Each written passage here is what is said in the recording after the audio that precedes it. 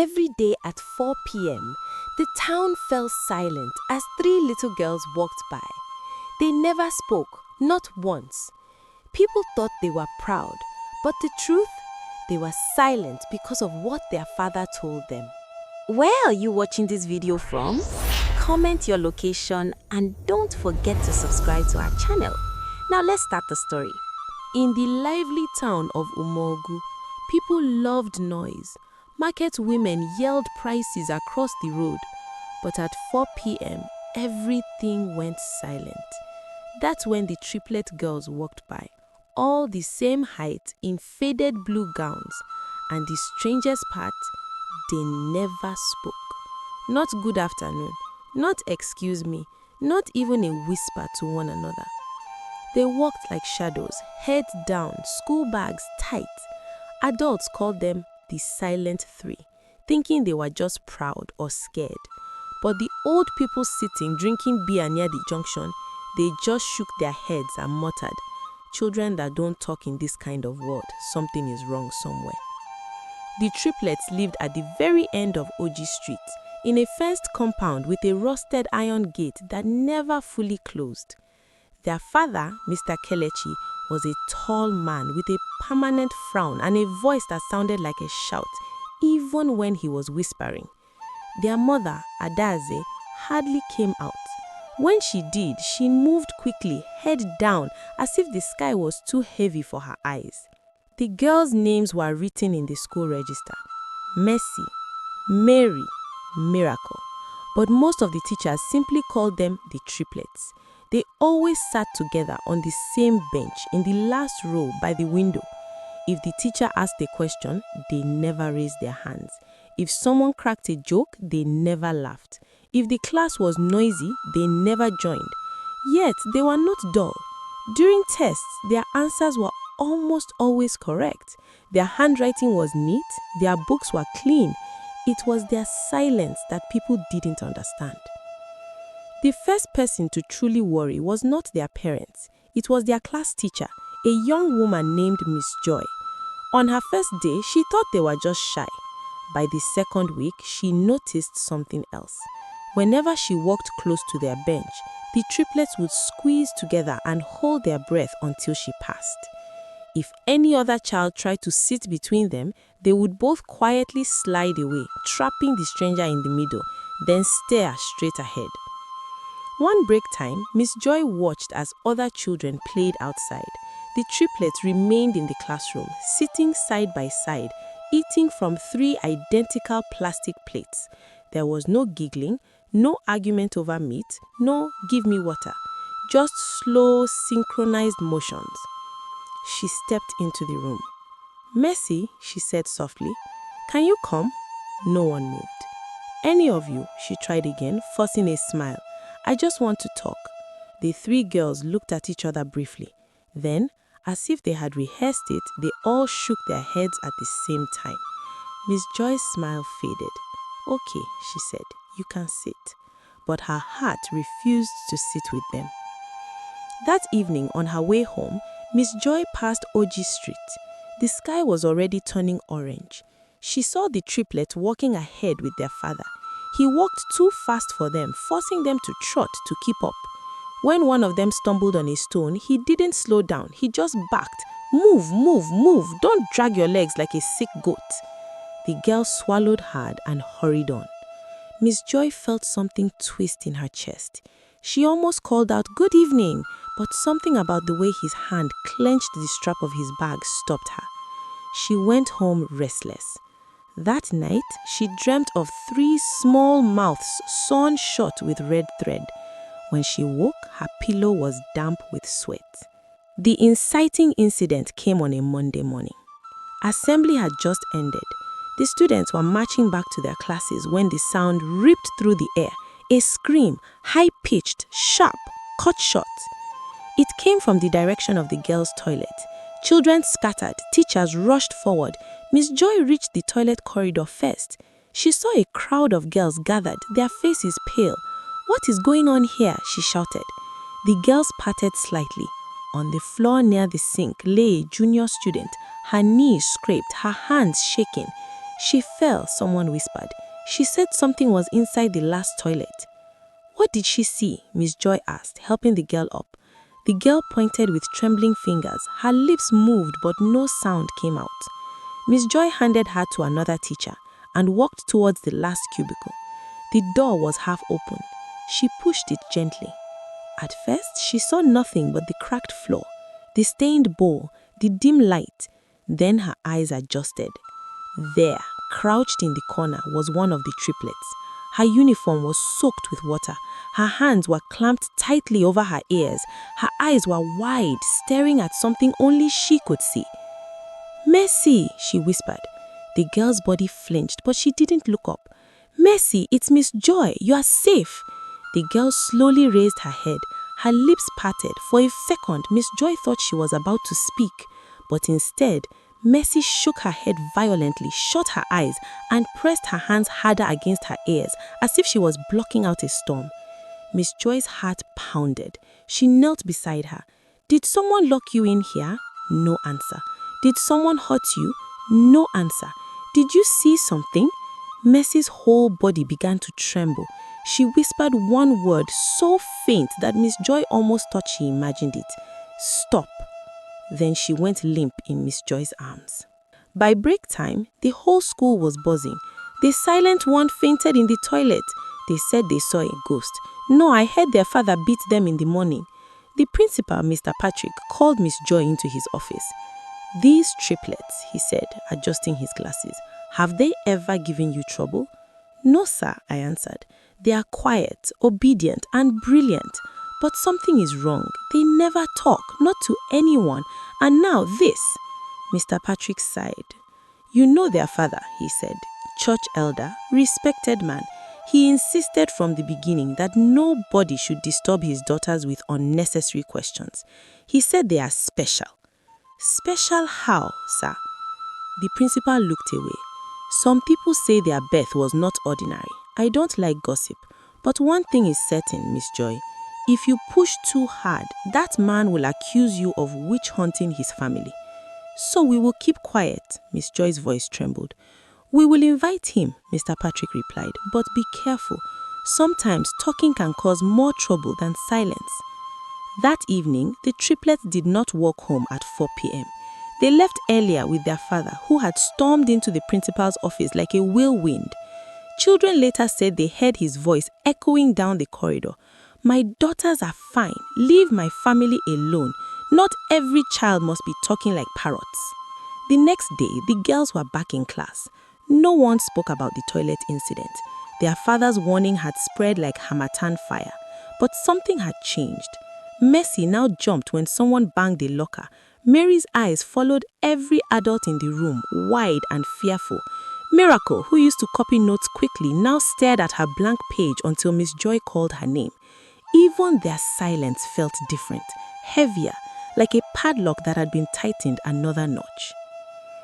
The midpoint twist crept in like smoke. It started 2 weeks later when Umogu hosted their yearly cultural day. Parents were invited. Children wore traditional clothes, presented dances and dramas, and sold homemade snacks to raise money for the school. By midday, the compound was full of clap and drum. Only one corner remained quiet. The back of Primary 6 classroom, where the triplets sat on a bench, dressed in identical red wrappers, their hair threaded and decorated with cowries. They were supposed to perform a small dance in a group, but when the music started, they didn't move. Miss Joy watched from the side, her heart twisting. "That man will disgrace them," she muttered. As if on cue, their father appeared near the gate, carrying a Bible. He didn't smile. He didn't look at other children. His eyes searched for his daughters. Miss Joy's eyes narrowed. Something about the way he scanned the compound gave her chills. Just then, the announcer ran to her. "Madam, the next drama group is not ready. Can you quickly bring any child to recite a poem? The parents are getting restless." Before she could answer, a small hand tugged her wrapper. She looked down. It was Miracle, the youngest triplet by a few minutes. She had never approached a teacher on her own before. Miss Joy blinked. "Yes, Miracle?" The girl lifted her eyes.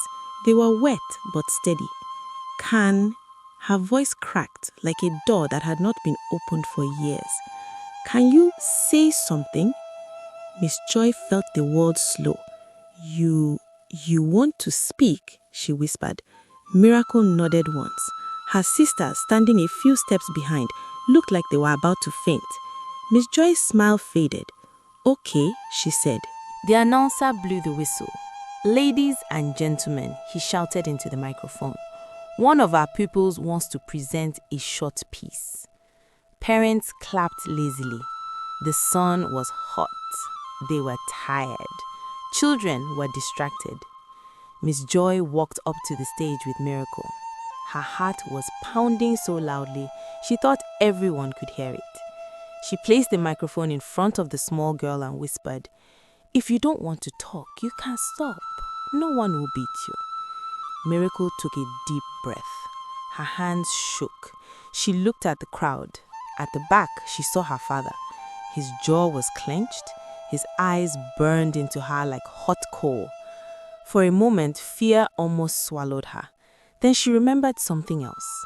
The dark room, the whispering, the thing they had been forced to watch. And she chose fear of truth over fear of him. She opened her mouth. "My name is Miracle Kelechi," she said, her voice small but clear. "I am one of the triplets that never talk." The murmurs started instantly. Parents leaned forward. Children gasped. She continued, "People say we are rude. Some say we are proud. Some say we are spirits." Nervous laughter rippled through the crowd. "But we were quiet," she said, "because our father told us that if we ever tell what we saw, we will die." The field fell silent. Miss Joy's knees went weak. The principal stood up abruptly from his seat. At the back, Mr. Kelechi took one step forward, then stopped, as if something unseen was holding his ankles. "What did you see, my child?" a woman's voice called from the audience. Miracle's eyes filled with tears. She swallowed hard. "The night our mother lost her baby," she said slowly, "we were not sleeping." Some women covered their mouths. They knew the story. Everyone knew Adeze had once been pregnant again, years after the triplets, and lost the child. They had only never heard the children speak about it. "We woke up to noise," Miracle said. "Mom was crying, Dad was shouting, and there was a woman in the house." Miss Joy's heart sank. "What woman?" "A prophetess from his church. They said the baby in Mom's belly is an enemy." The word hung heavy.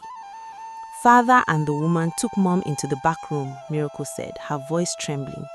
"They told us to stay put, but Mary sensed something was off. We peeked through the crack. Mom was on the floor, clutching her belly. The prophetess was pressing down on her, praying loudly, while Dad held her hands." Gasps tore through the crowd. Miracle's voice grew thinner, but she did not stop. After a while, the crying became small. Blood was everywhere. The woman took something small from between Mother's legs and put it in a black nylon. The prophetess said, "If these children ever speak of what they saw, their tongue will swell and choke them. Their voice will draw demons. Their words will kill their mother." Miracle's lips trembled. So we closed our mouths. We locked them. We decided to never speak.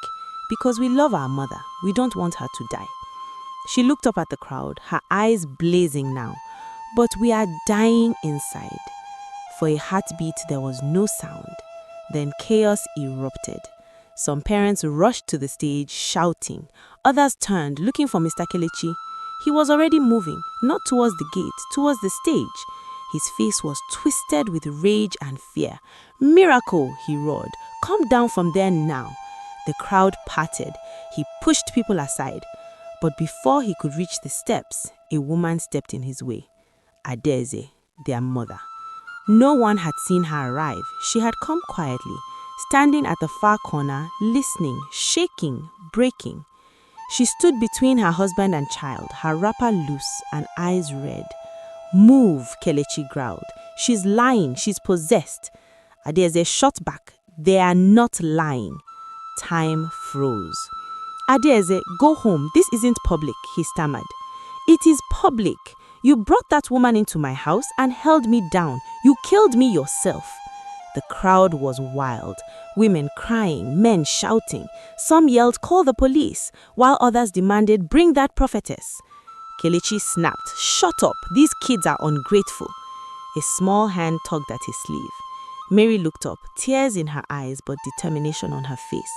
Father, it wasn't a demon, it was our brother. Mercy said softly, we saw his tiny hand. Kelechi's heart sank.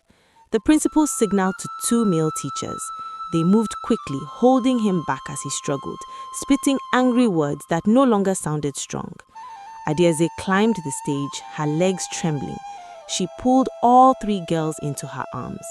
My children, I am sorry. I am so sorry. I should have protected you. I should have spoken. I let fear turn me into stone. Miracle's body shook against her.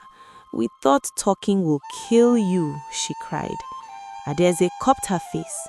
Listen to me, she said firmly, her tears shining. No curse from a wicked person is stronger than truth. Your voices will not kill me. Your voices will save me. Around them, people nodded, wiped their eyes, murmured prayers. The police siren wailed in the distance, growing louder. Some women already had their phones out, calling human rights groups, pastors, anyone they knew. The prophetess's name began to spread from mouth to mouth. For the first time, the noise of a Mogu was doing something useful. It was carrying justice. The falling action came quickly. By evening, the prophetess had been picked up from her prayer house. The police took statements from teachers, parents, and most painfully from Adeze herself. The triplets were taken to a counselor in town. At first, they sat on the sofa, their bodies touching, their mouths tight. The counselor smiled gently. Here, she said, placing 3 small bells in their hands. Every time you feel afraid to talk, just ring this first. Let the sound go ahead of your voice. Let it break the path. The girls looked at each other. Then slowly, all 3 bells rang at once. It was a small, shaky sound, but it was a beginning. Weeks went by and Kelechi got suspended from his church. The case hit the courts, sparking debates in pubs about tradition and shame. Some said he didn't know better, while others insisted he must pay. But the triplets, they were no longer the silent 3. They broke the curse. One afternoon, month later, the school held another small event. No canopies this time, no big decorations, just parents, teachers, and children gathered under the hot sun. At the front, a simple banner read, Child Protection Awareness Day. The principal cleared his throat. Today, he said, we are here to learn one lesson. When a child is quiet, don't just enjoy the peace. Ask why. He stepped aside.